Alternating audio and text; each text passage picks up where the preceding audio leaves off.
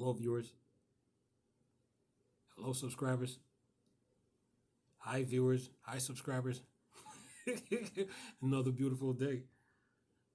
How's your health and strength? Hope your five senses work. Health and strength is good or excellent. Yeah. You think I forgot you guys, huh? I don't remember you, huh? I don't care about you, huh? I'm sitting here messing with y'all. So for it. All right, what I got for you guys? Look, I've heard of Valorant running at I think it was 800 FPS.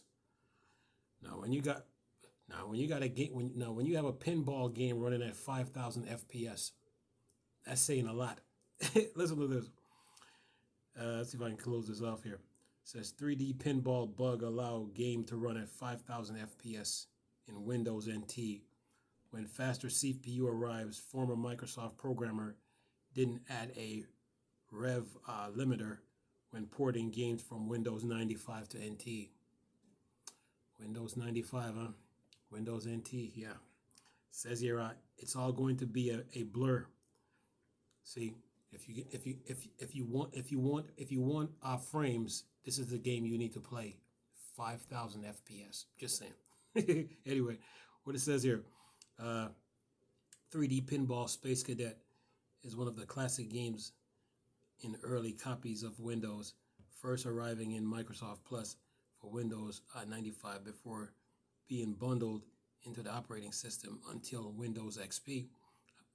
It says, however, Dave Plummer, who ported the game over from 95 to NT version of Windows, admit on his YouTube channel that he accidentally added a bug to the game that eventually led it to run at 5,000 FPS. Okay, so if you can add a bug to the 3D pinball and make it run at 5,000 FPS, what does that say about the other PC games that's on PC? Just saying. Anyway, says here, Plummer co-host a read message asking, "Did you ever have a programming oops while working at Microsoft that made it into the approved software release?"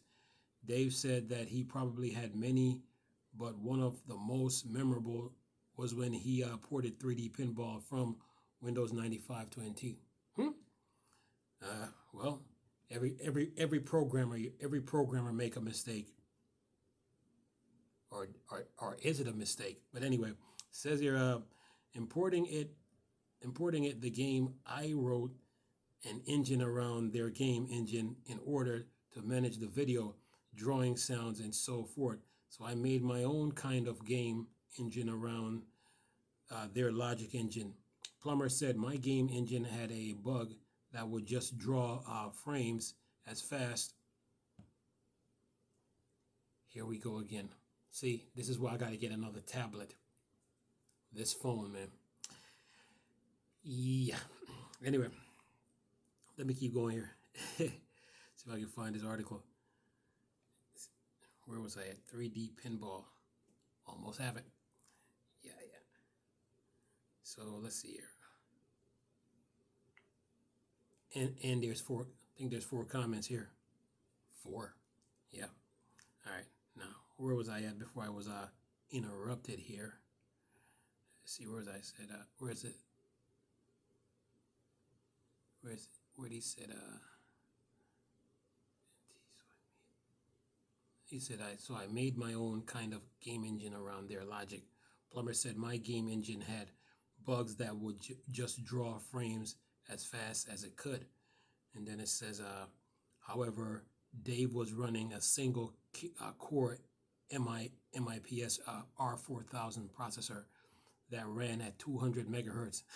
When he did that, this allowed the game to actually run at 60 to 90 frames, which was decent enough for that time. Apparently, he did not add a frame limiter to the title, so when more modern CPUs arrived in the early to mid 2000s, Space Cadet was using an entire core of machine to play pinball at all times whenever you're running pinball. Then it says here, because of this, the game could run as fast as 5,000 FPS, as processors at that time were faster than what Plummer used when he ported the game over NT. Thankfully, Raymond Chen, one of the Plummer's colleagues, fixed the issue, capping it to 100 FPS and stopping the lightweight game from pushing a single core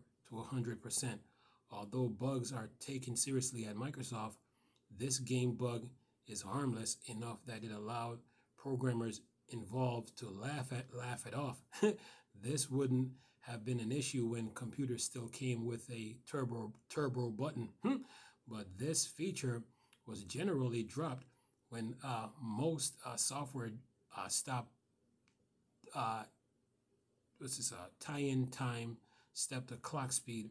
Plummer wasn't able to foresee this, but that understandable given how quick CPU cores were advancing at the time. And then anything else? That is it. So we got 4 comments here. Let's see what the commenters got to say about this. That's like, I wonder if you can run I was gonna say probably I wonder if they could run probably Half-Life and Counter-Strike and Dota at 5,000 FPS. Just saying. If you can do that for 3D pinball, I wonder if you can do that for those games. Anyway, what do we got here? It says and then Gamer said this. This was actually a fairly common problem during that time. A lot of games wouldn't be clocked right on anything but a specific CPU, usually a 386. The first Wing Commander is one such example. Run normal speeds on a 386 outside of Asteroid Minefield at least, but too fast on anything else. And then Oli said this, Ready Player One? ? Game over. Then James said, man, I remember playing an old Conan top-down game during the era of moving from 486 to Pentium 1, Pentium 2. The first time I loaded it up, I pressed the up arrow and Conan sprinted through 8 screens before I could figure out what was happening. That was my first experience with unlimited frames generation, LOL, meaning laugh out loud. And then, who's this? Hertz said this. He says, what's really bad is there still badly written Android games that do just this. My friends kept wondering why his battery life was so poor. The free slot game would redraw the screen unlimited FPS, hitting 1,000 to 1,500 FPS on his, even though the effects appeared to be only going through a 5 or 6 frames at like 30 FPS or so. At this distressing common, and this is distressingly common. You hope at least when targeting a battery-powered device, you'll make sure to cap your games, or maybe hope Android would force VSync at least, but no. Anyway, those are the comments, just for them. Well, game programmers are humans, you know. I mean, they're not robots. And if robots make a mistake, so can programmers make a mistake. So was that a oops, or was that just an experiment to see if he could get away with it? But he corrected it, and in the comment section, people are sharing their thoughts and their inputs, on what they having flashbacks of games doing something similar, So yeah, on a 386, 486, 586, Pentium 1, Pentium 2. I'm sure there's plenty of stories about games running on those are CPUs and also GPUs that you had to add to those. So yeah. Anywho, but yeah, another day in a game programmer's life, man. Yeah, they're humans. They make mistakes. Anyway, hope you guys enjoyed the video. Thanks for watching. See you next time. Peace.